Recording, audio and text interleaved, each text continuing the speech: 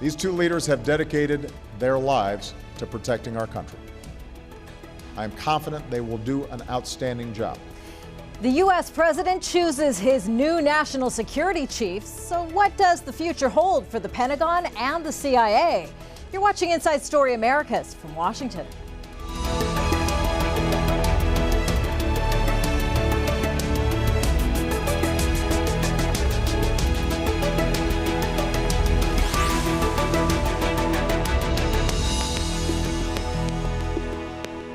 Hello, I'm Kimberly Halkett. Barack Obama has named the former Republican Senator Chuck Hagel as the next U.S. Defense Secretary.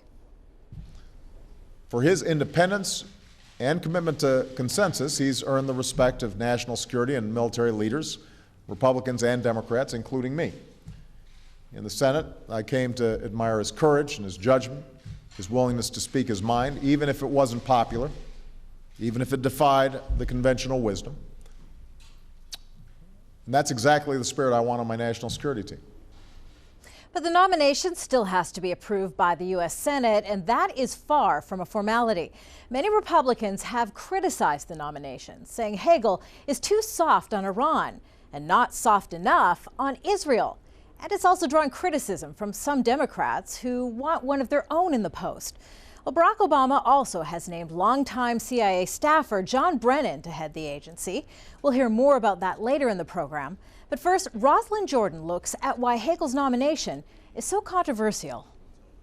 So I would go back to where I began. Chuck Hagel spent just 12 years in the U.S. Senate, where the lifelong Republican earned a reputation for candor, particularly when it came to the U.S.-led war in Iraq.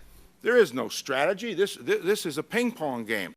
Hagel's views were shaped by his military service during the Vietnam War. And when a nation goes to war, it should be guided by a noble purpose and matched with a wise and judicious use of its power.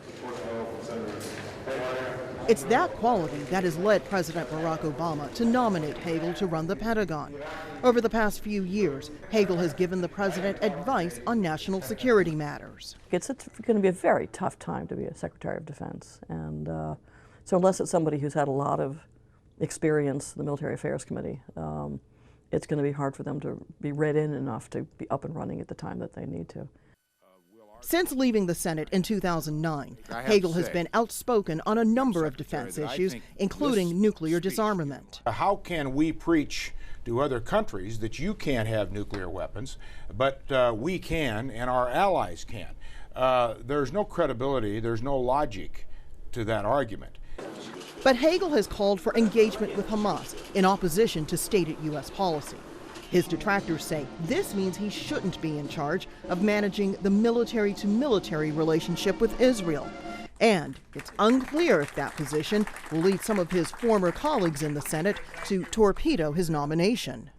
The next U.S. Defense Secretary will have to manage a military fatigued by more than a decade of war, by looming budget cuts, and by the strategic pivot to Asia. As the linchpin of the president's national security team, this person will be expected to craft the administration's policies and strategy for the next 4 years. Rosalind Jordan, Al Jazeera, The Pentagon. Well, joining me to discuss the new appointments are former U.S. Assistant Secretary of Defense Larry Korb, now a senior fellow at the Center for American Progress; Clifford May, national security analyst and president of the Foundation for Defense of Democracies; and Mann Leverett, a former U.S. State Department official and also co-author of a new book, Going to Tehran: Why the United States Must Come to Terms with the Islamic Republic of Iran. Well, Hillary, let me start with you. Sure. You know, we certainly had the warnings in the last few days coming from Capitol Hill that there was opposition to this nomination of Chuck Hagel for Secretary of Defense. So what was the calculus of the White House to go ahead with this? Well, I would take the president at his word that he likes and trusts former Senator Hagel, got to know him in the Senate, likes and trusts his positions and his candor on a range of issues. But I think the calculus to go ahead, and in the way that they're going ahead, is that Senator Hagel, for all of the, in a way, courageous positions he's taken on Iran, on Israel, Hamas, lots of issues, that he will assure his fellow senators that those are positions that he held as a senator, and they really will not have very much to do with his position as Secretary of Defense.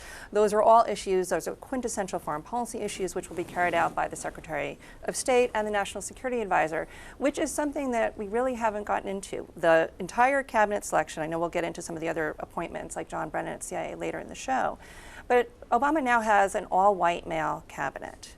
The question is, how long will his National Security Advisor stay, Tom Donilon? And there I would say, I would put a question whether Susan Rice will be back on the scene. And she will certainly constrain Hagel's attempts, if he has any desire to make these attempts to change policy. So my bottom line is, I think that Hagel has some courageous positions, the White House knows that, but they also think he's going to be a good Secretary of State and do quintessentially Secretary of Defense and do quintessentially Secretary of Defense things, not foreign policy. Well, let's take a look at some of those positions so that we can kind of use that as a springboard as we move forward. Now, Chuck Hagel has been criticized by Republicans for being, quote, outside mainstream thinking on most foreign policy issues. So, where does he stand? Well, Hagel initially supported the U.S.-led war in Iraq, but later sharply was criticized how that war was managed. And as a senator, Hagel called unilateral sanctions on Iran counterproductive. But he has supported some sanctions and also endorsed labeling Iran as a state sponsor of terrorism. Now, Hagel's support for the U.S.'s biggest ally, Israel, has come under scrutiny. Many Republicans point to comments he made in 2008 when he said, quote, the Jewish lobby intimidates a lot of people up here, referring to Capitol Hill. Now, on the flip side, he's also voted in favor of billions of dollars in military aid to Israel. And after the 9/11 attacks, the U.S. government began monitoring some Americans without their knowledge. As a member of the Senate Intelligence Committee, Hagel defended the government's actions, saying it struck a, quote, delicate but effective balance. Well, Hagel supported a U.S. involvement in NATO forces in Kosovo during that country's war in 1999 as well. So there are some of the positions as they're outlined there. Clifford May, I want to ask you, though, when you look at those stacked against each other, they don't seem as controversial as they're being portrayed. Probably true, although we're here today because this is a controversial nomination and in a lot of ways a curious one. And not so much for the reasons you said. Let me just bring in a couple of other things that I think we should consider at this table. One is, anytime managing the Pentagon is a very difficult job to do. It's going to be particularly difficult over the next 4 years because of the cuts that have to come down the pike. Chuck Hagel has never managed a large organization. He's never managed anything larger than a Senate office. Isn't he a self-made millionaire, though? I mean, that would certainly speak to some of his business experience. Well, you have to show me what organizations, large organizations that he did manage and how he made his money. As a senator, you may also want to educate me, what were his foreign policy and national security achievements? Not just what did he endorse or what did he denounce, but what did he actually do? Senator Lugar, Senator Nunn, you can think of all sorts of legislation and policy they originated.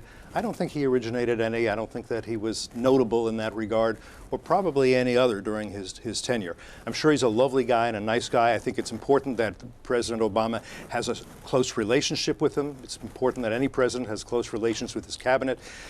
He very openly criticized a gay ambassador for being gay, and a lot of people on the left, a lot of people in the Democratic Party are uncomfortable with his position, the position he took on that. There are any number of Republicans that could have been picked by President Obama that would have given bipartisan support for a nomination. He's the one Republican I think that President Obama could pick that would not have Republican support and doesn't have support from quite a few Democrats as well. You talk about Iraq. He does have key support on Capitol Hill. You look at the Senate Intelligence Committee, Dianne Feinstein, Carl Levin, head of the Armed Services Committee. I mean, these are some key people on Capitol Hill that hold a lot of power and clout. Kerry is going to float through his confirmation hearings. I think John, maybe we'll disagree, I think John Brennan is likely to float through. Had President Obama nominated, say, Michelle Flournoy, for the first time it would be a woman Secretary of Defense. She's probably got the highest ranking woman right now in the Pentagon, who's worked there for years, knows the building very well, knows the organization. She's quite brilliant. She's a Democrat. Democrats would have been happy. Republicans would have been happy. She doesn't have any combat experience, though. Larry Korb, maybe you want to jump in here. The Pentagon is a civilian organization. Combat experience is not necessarily what I would talk to a lot of the rank and file who actually have fought who say that a lot of what you learn in combat can't be learned in a textbook. I'll let Larry jump in and respond to your Did Panetta have arguments. combat experience, and was Panetta a good Secretary Well, maybe of that's Defense? why the president is making this If kind you of want to selection. say that the argument is that he served in Vietnam and therefore he's qualified to be Secretary of Defense, go ahead and make it. But I think it's an unusual argument. I don't think it's one that's going to be made by the president or most of Hagel's supporters. Larry? Let me put it this way. Why did he pick Hagel? Because he is head and shoulders above any other candidate. You talked about no management experience. How much did Cheney have? Cheney came right from the legislature, had no experience in the private sector. Was a very good Secretary of Defense. Melvin Laird, same way, came from the House, very effective Secretary of Defense. He's got legislative experience. Okay, he's got management experience. Among other things, he rescued the USO from bankruptcy. I happen to be on the board. That was not an easy type of thing to do. And let me tell you something else about combat experience, okay? When you're in the building, as they say, and I was there, and you want the military to do something they don't want, if you've been there, they pay attention. I know. I can give you an example. I'm trying to do something with the military retirement system, which is getting, really out of control. And when I went to the meeting and explained why we needed to cut it, this admiral said, nobody will join. I said, Admiral, when I came into the Navy, I didn't even know you had a retirement system. When you're 20, you don't think you're going to be 30. He said, you were in the Navy? I said, yeah. He said, why don't you tell us? What'd you do? I said, I was a naval flight officer. Oh, we would have paid attention to you. And So you think they're going to pay attention to him as a result of the fact he's decorated when you're better? there, they pay attention to you.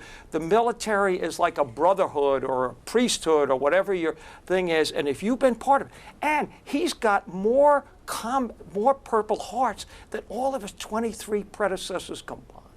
And he was an enlisted man. All the other people who were in the military were officers. He was an enlisted. The signal that will send to the men is incalculable. And if you talk about the other candidates, sure, some of them have. Michelle Flournoy worked in the Pentagon for 4 or 5 years. We've never had anybody from that position go up. Cap Weinberger, my boss, was very good. Well, you know what he did before? He was Secretary of HEW, and he came in. So this idea that you got it, no. But he comes in there with a head start above any other, possible candidate. Now, will he be successful? It really depends. I've seen people come in there with a lot, like Rumsfeld should have been he was terrible, okay, because he overplayed his hand. But if you look around, is it going to be tough? Sure. But if you're the president, you want somebody there who can help you do your job, okay? And I think that's important. You talk about going to war. You talk about getting troops out. He can say, let me tell you what's involved. You can't do this. You should do that. And you have credibility on the issue. But he certainly is getting blowback, Hillary, with regard to the statements that he made, putting U.S. interests before Israel's interests. Right. That's not a very popular position on Capitol Hill. Certainly not. And you can look at the record when he voted against sanctions. He was maybe at times 1 or 2 of 100 senators to vote against sanctions. But he voted for multilateral, not unilateral. And I think there are distinctions that I agree with. I completely agree with. But what I think is really important is that the hopes for Senator Hagel and the concerns for Senator Hagel, I think are both overblown. Senator Hagel, if he's defense secretary, and the entire national security team will have a series of crises come on their watch. These nuclear talks, if they go forth with Iran, are not going to solve the problem that we have with the Islamic Republic of Iran. And if he is Secretary of Defense, now former Senator Hagel is not going to be able to solve them by saying, well, just give them a little bit more relief. That's not going to solve the problem. I don't know if he has a vision to actually deal with the Islamic Republic of Iran and the dramatic changes that we see in the Middle East and what is happening to American power. But even if he had that vision, you need a president and a national security advisor who could work with him and a Secretary of State.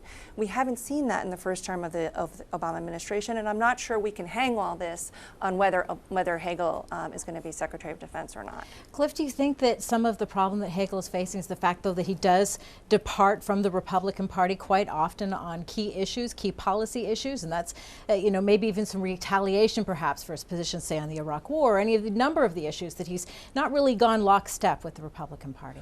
Well, if you say, I don't think it's retaliation. If somebody disagrees with your policies and you disagree with his, I think you have the right to say I question that person's judgment. So if you take the Iraq War, he voted for the Iraq War. Then he became disenchanted with the Iraq War, was very outspoken about that. Then he decided that the surge was a bad idea. I would argue that the surge saved the United States from a humiliating defeat at the hands of al-Qaeda in Iraq. So I think his judgment was wrong in that. But there's no question, if you pick the one former Republican senator who is not does not see eye to eye with most members of his party, you're not going to get a lot of bipartisan support and agreement. So if one of the purposes here was to say on national security, on matters of defense, we should have bipartisan agreement, then this nomination is a failure, because what you have is bipartisan dissent from the president's position. I'm not saying he won't be confirmed. I think he probably will be. I also agree with much of what Hillary just said. After all, it's up to the president to make policies, and I think Hagel is enough of a professional. He'll go along. That said, I also think American policy under the Obama administration is floundering on Middle East, on Iran, on many, many, many issues. And I don't think he will make a net contribution by coming to the president and saying, as your advisor, let me give you some good guidance. I think, again, he's a good man. He comes with Purple Hearts. He was an enlisted man. I think we should thank him for his service. But at the Pentagon, which is meant to be headed by a civilian, I don't think he brings the policy experience, judgment, or a record of accomplishment that President Obama would be well served to have. Well, can I just say, and I think wait many are hoping that at least Hagel will stop another march to a needless war in the Middle East on Iran. I think many are hopeful for that. But we need to keep in mind. Do you think Obama's marching to war? Because I don't really I think he's on a trajectory toward war that he is not taking us off of. But, we are on the path to war. But the problem is that people forget Secretary of Defense Gates, who was considered to have bipartisan support, wide respect, not only in the Pentagon, the CIA, by Republicans and Democrats, he had to resign with the intervention in Libya. His opposition to our intervention in Libya did not stop our intervention in Libya. So even if Hagel takes that, what I would think courageous and correct position to try to urge caution against going to war, to disarm a country of weapons of mass destruction, it doesn't have yet again. We have an experience with Well, wait a Gates. second. You don't know anything about Hagel. Do you know he resigned from the Veterans Administration?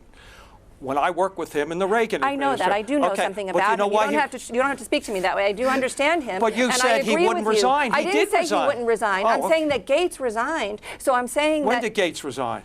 Gates resigned after the Libya intervention. He told Charlie Rose just 2 months ago that he opposed it and resigned. He didn't leave until several months after it. He just told Charlie Rose. Well, he didn't leave. Let me tell you something about Gates was wrong about Russia. Hagel may resign, but the point and the question and concern I have is that being opposed to another war doesn't necessarily stop it. I think if I may, I think the worst thing is that in some ways this makes war more likely rather than less. And for the reason that if you're Ali Khamenei, you're the supreme leader of Iran, right now you're breaking open, not champagne because they don't drink champagne there, but the pomegranate juice, because this is somebody who is as likely to be soft on you as anybody that could have been picked. I was just in Iran. They're not holding up any hopes. They were not holding up any hopes. I don't think we're going to get any consensus here, which may be sort of a window into what we're going to see on Capitol Hill when it comes time for this hearing. Exactly. But let's turn to the other appointment by Barack Obama, his nominee for director of the CIA. Now, in a moment, we will hear from our correspondent Rosalind Jordan. But first,